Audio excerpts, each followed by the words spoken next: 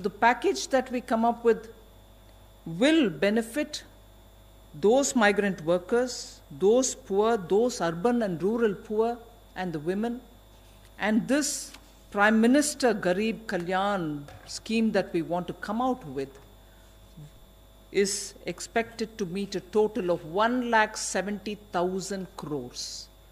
We do not want anyone to remain hungry. Hey friends, hi, नमस्कार। Front page India पे आपका बहुत बहुत स्वागत है। और हमारी टीम की हमेशा से यही कोशिश रहती है, सबसे पहली प्रायोरिटी कि आप अपना ख्याल रखें, अपने परिवार का ध्यान रखें, हाइजीन मेंटेन करें, कोविड-19 से मिल के लड़ें। और दूसरी इंपॉर्टेंट बात हमारी ये रहती है कि हम आप तक सही, सटीक और सीधी ऑथेंटिक इन्फॉर्मेशन आप तक पहुँचाएं। दोस्तों, आज हम बात करेंगे लॉकडाउन से बेसिकली क्या हमें फ़ायदा हो रहा है, क्या हमें नुकसान हो रहा है, या हम जहाँ थे वहीं पर हैं, या एग्जैक्टली हम किस दिशा में जा रहे हैं। दोस्तों, एक रिपोर्ट के अनुसार आपको तो पता ही है 130 करोड़ से ज़्यादा की हमारी आबादी है हिंदुस्तान की, जहाँ पे 60% से ज़्यादा लोग ऐसे हैं जो पर डे 150 रुपये से कम में अपना गुजारा करते हैं। विश्व बैंक की एक डेटा की अगर माने तो 21% लोग ऐसे हैं जो सिर्फ 100 रुपये से भी कम में प्रतिदिन में अपना गुजारा कर रहे हैं। अब लॉकडाउन का सबसे बड़ा इफेक्ट कहाँ पड़ा?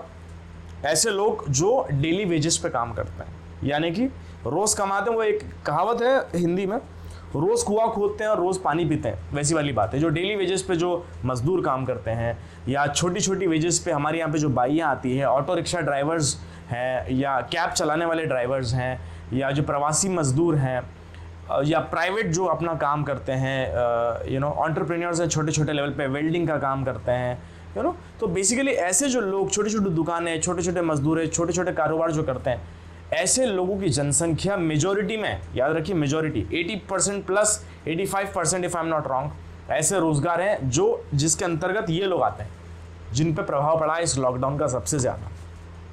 अब दुनिया भर की माने तो लगभग कमोबेश 100+ कंट्रीज़ हैं, 150 या 200 कंट्रीज़ हैं जिनमें कोरोना हो चुका है। ये डेटा आप एक बार रीचेक कर लीजिएगा, लेकिन फॉर श्योर 150+ कंट्रीज़ हैं जहाँ पे कोरोना हो चुका है। ऑलमोस्ट अक्रॉस द ग्लोब का कुछ कंट्रीज छूट गए होंगे।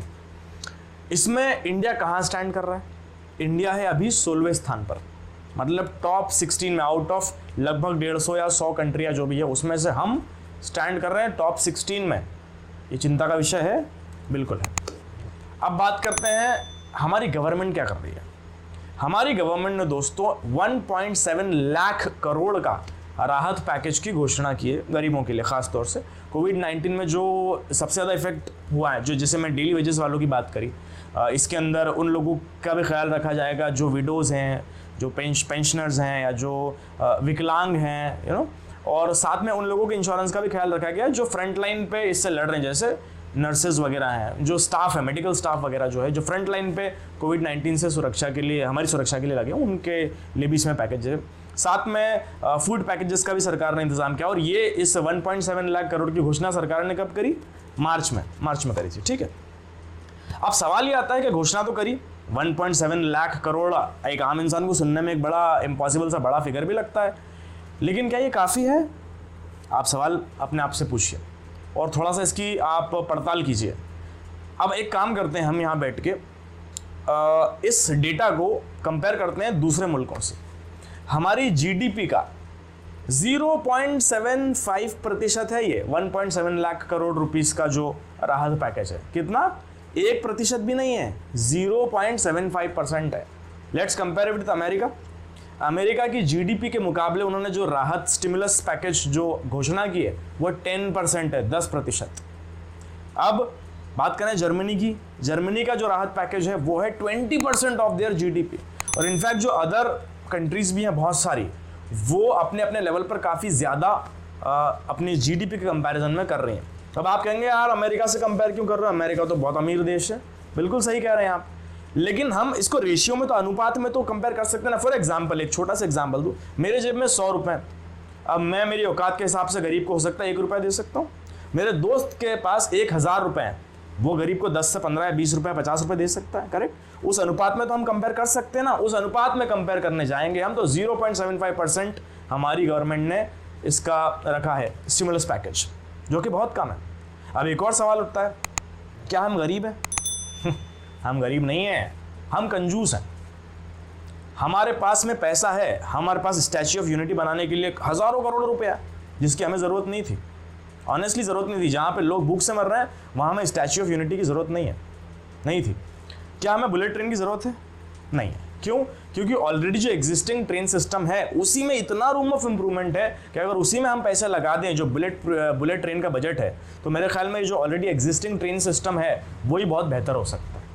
इसके अलावा बहुत सारी ऐसी एक्सपेंडिचर्स हमारे गवर्नमेंट में है जहाँ पे हम कटौती करके, ख़ास तौर से जो रेस्टोरेशन ऑफ पार्लियामेंट हाउस की बात कर लें, रेस्टोरेशन ऑफ इंडिया गेट की बात कर लें, या रेस्टोरेशन ऑफ दीगर जहाँ पे गवर्नमेंट का एक्सपेंसेस लगते हैं, उनमें अगर कटौती की जाए, जो पेंशन प्लान्स है गवर्नमेंट एम्प्लॉयज़ के, उनमें अगर कटौती की जाए, जो भी एक्सपेंडिचर सेंटर के होते हैं, सेंटर एस्टेब्लिशमेंट एक्सपेंडिचर्स जो होते हैं, उसमें अगर कटौती थोड़ी भी की जाए, तो हम बहुत सारा पैसा, लगभग अनुमानित, अगर बुलेट ट्रेन के आइडिया को हम ड्रॉप करें या फिर ड्रॉप नहीं भी करें, उसे पोस्टपोन कर दें, उसमें कटौती कर दें, तो ये सारी कटौती से हम 80,000 करोड़ से भी ज़्यादा की बचत आसानी से कर सकते हैं। और इनफैक्ट गवर्नमेंट ऑफिशियल्स ज़्यादा जानते हैं, वो अगर चाहें तो बड़े पैमाने पर काम कर सकते हैं।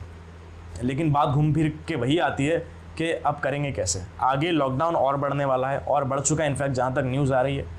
सो अब ऐसे में सबसे ज़्यादा चैलेंज दोस्तों उन लोगों के लिए बन जाता है जो डेली वेजेस पे काम करते हैं, जिनके पास में अगले 2 या 3 या 4 दिन का पैसा है। वो जैसे तैसे उधार पाव करके 10 दिन निकाल लेगा, 15 दिन निकाल लेगा। क्या वो 2 महीने निकाल पाएगा? क्या वो 3 महीने निकाल पाएगा? आपका और मेरे जैसे व्यक्ति जो एक मिडिल क्लास फैमिली से आते हैं, उनके लिए भी एक बड़ा प्रश्न है कि आप किस प्रकार से इस महामारी से लड़ेंगे, इस पेंडेमिक से लड़ेंगे। और क्या लॉकडाउन एक सटीक इलाज है इसका? मुझे लगता है, मेरे ओपिनियन में, लॉकडाउन ऑफकोर्स एक अच्छी चीज़ है और हमें सरकार का पालन करना चाहिए। हम लोग सब घर में, वेरी गुड टू गो। लेकिन मुझे लगता है कि ये लॉकडाउन एक पॉज बटन है। हमने एक पॉज बटन दबाया कि भैया थोड़े समय के लिए चीज़ रुक गई है, लेकिन क्या ये इस महामारी से निपटने के लिए काफ़ी है? इसका जवाब हमें वक्त बताएगा। फिलहाल के लिए मुझे इजाज़त दीजिए। Thank you so much for watching this video. And आपके जो भी कोई प्रश्न है, अगर आप हमसे पूछना चाहते हैं, कमेंट सेक्शन में आप पूछ सकते हैं। साथ में आप हमारे इस चैनल फ्रंट पेज इंडिया को सब्सक्राइब कीजिए, बेल का नोटिफिकेशन आइकन दबा दीजिए ताकि रेगुलर अपडेट्स आपको मिलते रहें। फेसबुक पे हमें फॉलो कीजिए, एंड मोर इम्पॉर्टेंटली अपने परिवार का ख्याल रखिए, हाइजीन मेंटेन करिए। एंड उम्मीद है कि हमारा देश और पूरी दुनिया इससे जल्दी से बाहर आएगा। Thank you so much.